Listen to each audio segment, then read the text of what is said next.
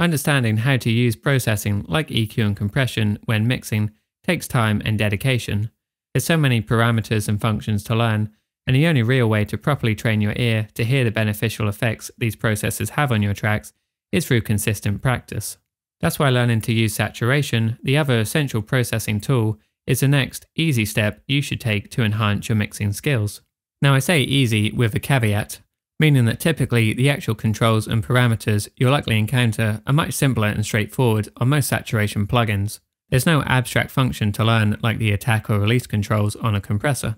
However, the actual science behind what's happening can go even deeper than EQ and compression. So I think to get the best out of this tool, you need a good understanding of both the practical usage and the scientific and historical reasons why saturation is used and how it can transform your mixes.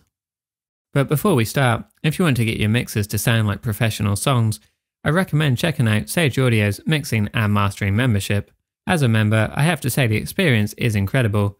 Just for signing up, you receive 10 pre-mastered songs per month with your own dedicated mastering engineer, unlimited mixing feedback, and access to Sage Audio University for in-depth mixing and mastering courses. But more on that at the end of the video. So let's first start by discussing why saturation is actually used when mixing. Saturation originally came about as an electrical quirk. When the output signal matches the input signal, there exists a linear relationship, meaning a 1-to-1 ratio. However, when we increase the input signal, while maintaining the same output, the relationship becomes nonlinear, as seen in ratios like 2-to-1. As the input signal intensifies, this ratio becomes more aggressive, reaching ratios like 4-to-1, effectively compressing the dynamic range of the signal. Which is all just a very fancy way of saying that one main usage of saturation in mixing is to reduce the dynamic range of a signal. Another reason why it's used is because a common complaint that people had when switching from analog to digital mixing is that things felt too clean in the digital realm. And what they really meant by this was after all those years of working and mixing on analog consoles and running tracks through all sorts of different outboard gear, they were missing the inherent saturation that's built into so many of those units, whether intentional or not on the manufacturer's end, and then imparted back into their own tracks. So a big part of the reason why saturation is used to begin with is because our ears have become so accustomed to the sound of it.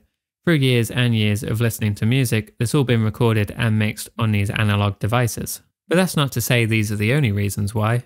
In fact, saturation actually has many benefits when used appropriately in a mix. For example, the reason we perceive a signal as sounding warmer, fuller, or more exciting once saturation has been applied is because of the harmonics that are being added to our sound source. So as a very basic way of demonstrating this, I can take a simplistic sound like a pure sine wave that is only playing one note, meaning it's only resonating at one frequency, and you'll be able to clearly see this happening on an EQ analyzer. As you can see here, I'm playing the note C3, which resonates at around 130 Hz, and there's no other harmonic content happening with this signal. However, once we apply saturation, you'll start to see other frequencies crop up, and the more I increase the saturation amount, the louder these become.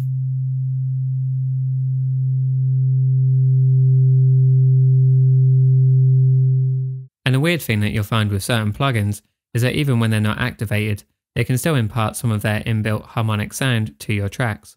For instance, if I load up this Fairchild plugin emulation on my sine wave track, even with the switch set to off, you can see that it's still adding additional harmonics to the pure sine wave. The reason some plugins do this is because of the hardware units they've been modelled on. As I said previously, a lot of the old analog units used to have some amount of inbuilt harmonic saturation, even if this wasn't intended, which would then be baked back into the signal once audio passed through it. So effectively, that's what's happening here when harmonics are being applied to this sine wave, even when the switch is set to off. What's cool about this function is you can actually double up a lot of your plugins if they use some type of analog emulation as saturators along with their intended purposes. For instance, here I've used that same Fairchild plugin set to the off position and spread it across various tracks in my mix. So I'm going to play you a quick A/B of this, and you'll have to let me know in the comments whether or not you can hear a difference. And just as a quick warning, if you want to try out a similar technique when mixing your own tracks, some of these plugins also tend to add a small amount of gain, either with the additional harmonics or without. So it's worth taking the time to check what your plugins are actually doing, because you could just be getting tricked by a subtle increase in volume instead of any actual saturation or analog vibe being applied. In any case, here's the A-B level matched.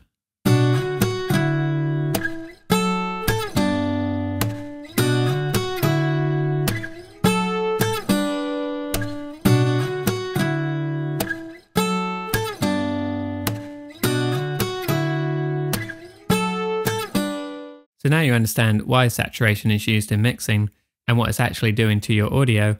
Another crucial step is to understand the different types of saturation that can be used and how this translates to our ears.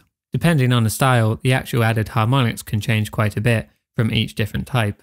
Speaking generally, tube designs tend to generate increased levels of even order harmonics, whereas tape and transient based designs tend to produce higher levels of odd order harmonics.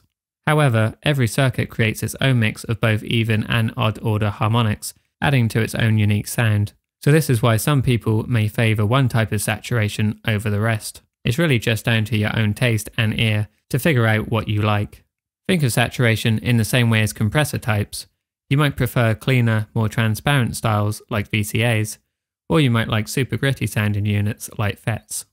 When adding these different styles of saturation, what's actually happening is that the harmonics of the signal are being boosted or introduced. As I said, these can either be odd or even, or a combination of the two, depending on the circuit or saturation plugin being used. Even harmonics will occur at the multiples of the fundamental frequency that are even. For instance, if we introduce even harmonics to a 200 Hz tone, we'd detect harmonics at 400, 600, 800, and so on. On the other hand, odd harmonics occur at the multiples of the fundamental that are odd. So using a 100 Hz tone, we'd perceive harmonics at 300, 500, 700, and so on. Odd harmonics can add warmth and depth to a signal, while even harmonics provide sharpness and intensity. So all this may be leaving you with the question, how does this relate to mixing and getting better mixes? Well, similar to my earlier A-B example, saturation works better like this, as a cumulative effect, meaning that adding small amounts of it throughout your track count will give you a greater result rather than just applying it to a single vocal track or on the mix bus right at the end. Not to say you can't do this, it's pretty commonplace to do both, but what I mean is you shouldn't just add this processing tool to just one track and then expect your mix to sound drastically better than it did before. So let's take a prime example of where you could apply saturation to enhance the sound of your tracks. One instrument I almost always like to saturate is bass. So here I've added a plugin called RBass, which does some pretty complex stuff involving psychoacoustics.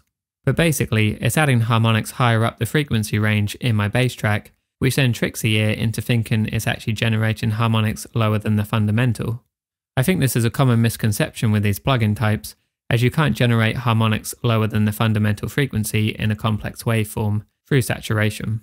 So using the same test from earlier, you can see when RBass is applied to a simple sine wave, it's actually generating harmonics above the fundamental, which if you remember was around 130 Hz, even though the slider on this plugin is set lower than the fundamental of my sine wave. So a more musical way you could use a plugin like this is by finding the key of your song and then setting the frequency on RBass to produce harmonics in this key. To keep things simple to start with, let's take that same sine wave and imagine our song is in the key of C, because I'm using C3 to generate this tone. I can then go one octave down, which would be C2, and if I find what frequency note this correlates to, which as you can see is about 65 Hz, I can then set the slider on RBass to 65 Hz. This will now generate harmonics in my sine wave track within the key of my song. So here you can see it's adding in an octave above the fundamental at C4, along with an additional harmonic at G4, which if you know your music theory, is the fifth note or dominant in the key of C. It's also generating a very subtle harmonic at E5, which is the third note or mediant in the key of C.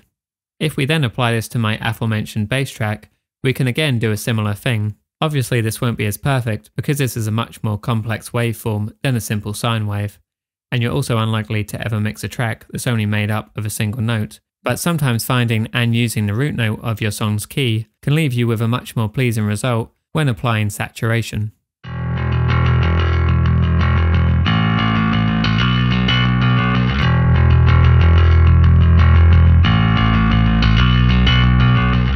As I mentioned earlier, if you want to get your mixers to sound like professional songs, I encourage you to check out Sage Audio's Mixing and Mastering membership. As a member, I have to say the experience is incredible. Just for signing up, you receive 10 free mastered songs per month with your own dedicated mastering engineer, unlimited mixing feedback, and access to Sage Audio University mixing and mastering courses, which include start-to-finish walkthrough sessions for various genres and 35 multi-track sessions for hands-on practice. This platform is supported by their thriving community and tight-knit network of audio engineers.